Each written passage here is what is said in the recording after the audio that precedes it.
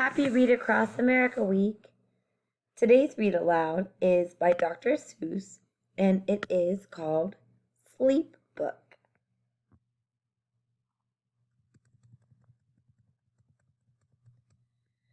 The news just came in from the county of Keck that a very small bug by the name of Van Vleck is yawning so wide you can look down his neck. This may not seem very important, I know, but it is, so I'm bothering telling you so. A yawn is quite catching, you see, like a cough. It just takes one yawn to start other yawns off. Now the news has come, and that some friends of Van Vleck's are yawning so wide you can see down their necks. Oh my goodness, look at those yawns. Wow.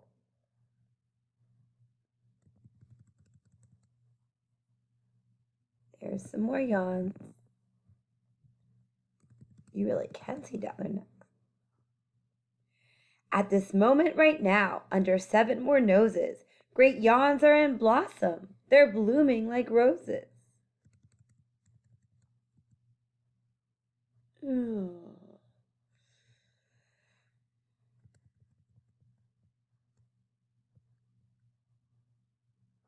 They're yawning everywhere, aren't they, boys and girls? The yawn of that one little bug is still spreading. According to latest reports, it is heading across the wide fields, through the sleepy night air, across the whole country, toward every which where. And people are gradually starting to say, "I feel rather drowsy. I've had quite a day." Creatures are starting to think about rest. 2 biffer-bomb birds are now building their nest. They do it each night, and often I wonder how they do this big job without making a blunder. But that is their problem, not yours and not mine. The point is, they're going to bed, and that's fine.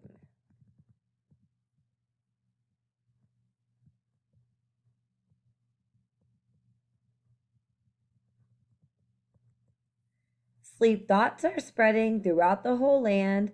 The time for night brushing of teeth is at hand.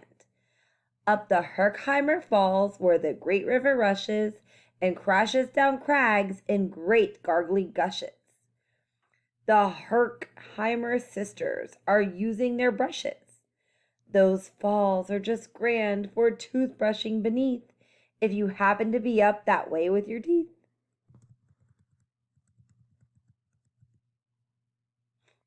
There they are, get ready to do their nighttime teeth brushing.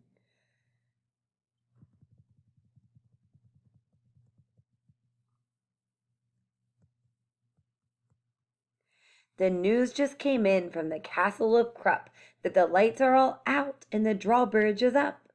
And the old drawbridge drawler just said with a yawn, "My drawbridge is drawn.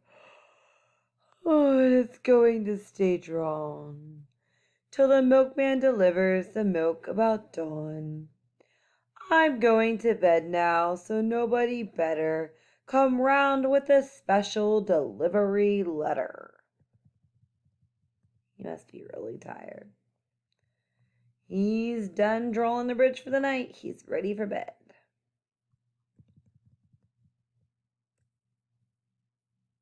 Everybody's in bed. The number of sleepers is steadily growing. Bed is where more and more people are going. In Culpeper Springs, in the Stiltwalkers' hall, the Stiltwalkers' stilts are all stacked on the wall. The Stiltwalker walkers have called it a day. They're all tuckered out, and they're snoozing away. This is very big news. It's important to know, and that's why I'm bothering telling you so. And these are the stilts, which are long walking sticks that people can stand on to make it look like they have super long clown legs. Good night, Stiltwalkers. Good night. There they are, sleeping away. Who are these? Way out in the west, in the town of Merced, The Hankel Horn Honking Club just went to bed. Every horn has been quietly hung on a hook for the night in its own private Hankel Horn nook. So they're the Hankel Hornblowers. This is George's, Henry's, Freddys. All this long happy day they've been honking about, and the Hinklehorn honkers have honked themselves out. But they'll wake up quite fresh in the morning, and then they'll start right in Hinklehorn honking again.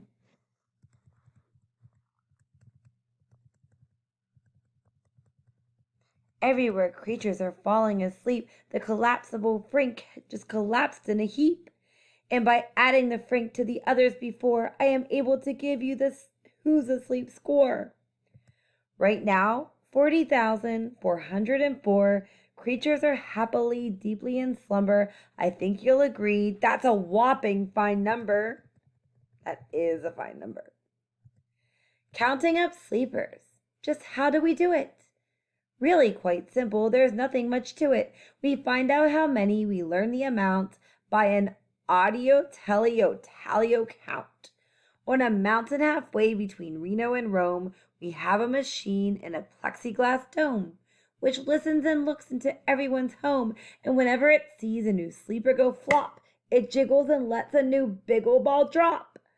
Our chap counts these balls as they plop in a cup, and that's how we know who is down and who's up. Are you up or down, boys and girls? How tired are you right now? Do you know what the sign says? It says, keep out.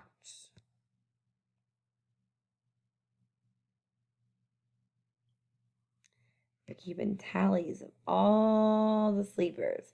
40,404. A lot of sleepers. He looks tired too. Do you talk in your sleep? It's a wonderful sport, and I have some news of this sport to report. The world champion sleep talkers, Joe and Mo Redzoff, have just gone to sleep and they're talking their heads off. For 55 years now, each chattering brother has babbled and gabbled all night to each other.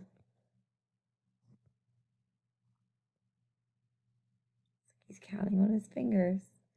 They've talked about laws, and they've talked about gauze, and they've talked about paws, and they've talked about flaws. They've talked quite a lot about old Santa Claus. And the reason I'm telling you this is because you should take up the sport. It's just fine for the job.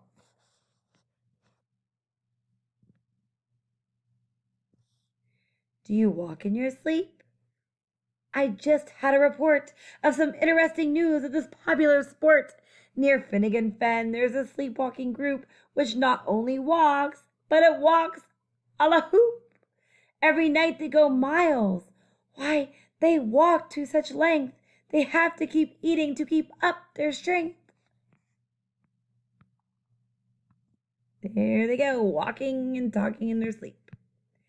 So every so often, one puts down his hoop, stops hooping, and does some quick snooping for soup. That's why they are known as the Hoop Soup Snoop Group. They walk so much they burn off those calories, and they need energy, so they keep eating soup. Who's this interesting bunch? Sleepwalking too are the curious Crandalls, who sleepwalk on hills with assorted-sized candles. The Crandalls walk nightly in slumbering peace, in spite of slight burns from the hot dripping grease. The Crandalls wear candles because they walk far, and if they wake up, want to see where they are. Now the news has arrived from the Valley of Vale that a Chippendale Mutt has just bitten his tail, which he does every night before shutting his eyes. Such nipping sounds silly, but really it's wise. He has no alarm clock, so this is the way he makes sure that he'll wake at the right time of day. His tail is so long he won't feel any pain till the nip makes a trip and gets up to his brain. In exactly 8 hours, the Chippendale Mop will at least feel the bite and yell, ouch, and wake up. A Mr. and Mrs. J. Carmichael Crocs have just gone to bed near the town of Fort Knox, and they, by the way, have the finest of clocks. I'm not at all sure I quite understand just how the thing works without one extra hand, but I do know this clock does one very slick trick. It doesn't tick-tock how it goes, it's tick-tock-tick. So it ticks in its tocker and talks in its ticker. It saves lots of time and the sleepers sleep quicker. There, Mr. and Mrs. Knox are sleeping away. What a fine night for sleeping. For all that I hear, it's the best night for sleeping in many a year. For even asleep in the way back motel, and people don't usually sleep there too well. The beds are like rocks, and as everyone knows, the sheets are too short, they won't cover your toes. So, if people are actually sleeping in there, it's a great night for sleeping. It must be the air. It's a great night for snores. I just had a report of some boys who are tops in this musical sport. The snoriest snorers in all the fair land are Snorer McPhail and his Snort band. This band can snore Dixie and Old Swanee River so loud it would make 40 elephants shiver. The loudest of all the boys is McPhail. He snores with his head in a 3-gallon pail. So they snore in a cave 20 miles out of town. If they snored closer in, they would be snoring out of town. Do you know who's asleep? Out in Funa Laguna. Two very nice Funa Laguna Bambuna. Do you know who's asleep? Out in Funa Laguna. We've added them into our Who's Asleep count, which has grown to a really amazing amount. Exactly 8,808 creatures are sleeping now. Isn't that great? That's a lot of sleepers. A Jed is in bed, and the bed of a Jed is the softest of beds in the world, it is said. He makes it from pom-poms he grows on his head, and he's sleeping right now on the softest of fluff, completely exhausted from growing the stuff. Wow, that's a lot of fluff to grow. Someone please pull at 8 a.m. Thanks. The news has come in from the district of Doft that two oft are asleep and they're sleeping aloft. And how they are able to sleep off the ground, I'll tell you, I weighed one last week I found that an oft is so light, he weighs -1 pound. That is light. There he is.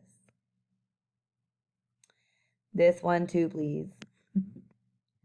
That says Moose Juice. And who's dreaming of Moose Juice? Why, the moose, of course. A moose is asleep. He is dreaming of moose drinks. A goose is asleep. He is dreaming of goose drinks. That's well and good when a moose dreams of moose juice, and nothing goes wrong when the goose dreams of goose juice. There's the goose dreaming of goose juice. But it isn't too good when a moose and a goose start dreaming they're drinking the other one's juice. Moose juice, not goose juice, is juice for the moose. And goose juice, not moose juice, is juice for the goose. So when goose gets a mouthful of juices of mooses, and when moose gets a mouthful of juices of gooses, they always fall out of their bed screaming screams. So I'm warning you now, never drink in your dreams. Speaking of dreaming, I think you should note that the Bumbletop Club is now dreaming afloat. Every night they go dreaming down Bumbletop Creek, except for one night every 3rd or 4th week, when they stop for repairs 'cause their Bumbletubs leak. But tonight they're afloat, full of dreams, full of bliss, and that's why I'm bothering telling you this. At the fork of the road in the Vale of Ado, 5-foot weary salesmen have laid down their load. All day they've raced round in the heat at top speeds, unsuccessfully trying to sell zizzer zoof seeds, which nobody wants because nobody needs. To be continued.